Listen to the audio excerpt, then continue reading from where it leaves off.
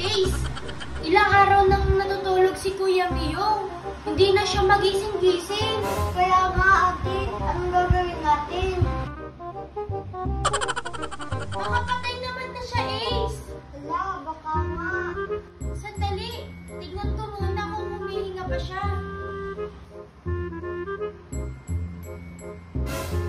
Oh, ate, humihinga pa? Oo, humihinga pa naman. Ate, anong gagawin natin para magising siya? Mag-ingay-ingay tayo. Sige, sige. Kuya Miyong! Kuya Miyong! Kuya Miyong! Diyos ko, hindi pa rin. Ayaw pa rin magising ni Kuya Miyong. Ace! Kaya nga anong gagawin natin? Teka lang, may naisip ako. Sampal-sampalin natin siya.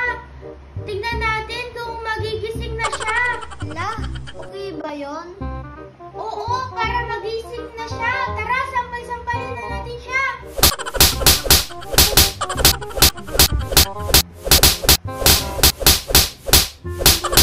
Ate, ayaw niya pa rin. Kaya nga, ayaw niya pa rin. Ano ba yan? Kahit ilang sampal yung ginagawa natin, hindi pa rin siya nagigising. Anong gagawin natin ulit? Sabunot-sabunutan natin. Baka mas effective yun. Ay, sige, sige, sige.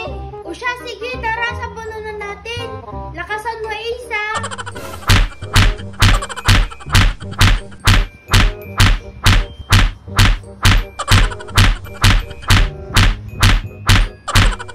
Ano ba yan, Ace? Kahit anong klaseng sabunot gawin natin sa kanya, ayaw niya pa din gumising.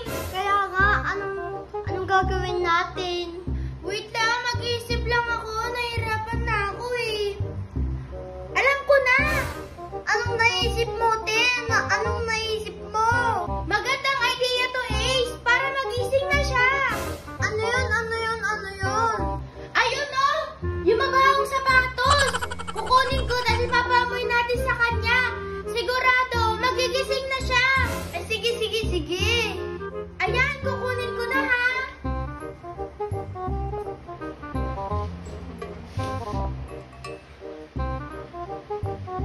Ayan, ate. Ipaamuin muna sa kanya. Ay, saglit lang. Amayin ko muna. Ay, ang baho! Ay, totoo? Mabaho? Paamoy nga. O sige, sige, ito. Ay, ang baho! O sige, sige, akin na. Ipapamoy ko na. Ace, mukhang palpak pa rin tayo. Ayaw niya pa rin magising. Kaya nga Ano ba yan? Ano bang pwedeng pampagising sa kanya, Ace? Alam ko na! Ano? Ay, mainit na tubig. Ibuhos natin sa kanya para gumising siya. Ay, oo nga, tama. Siya, kumuha na tayo ng mainit na tubig sa kusina. O siya, sige, tara na. Kumuha na tayo ng mainit na tubig sa kusina.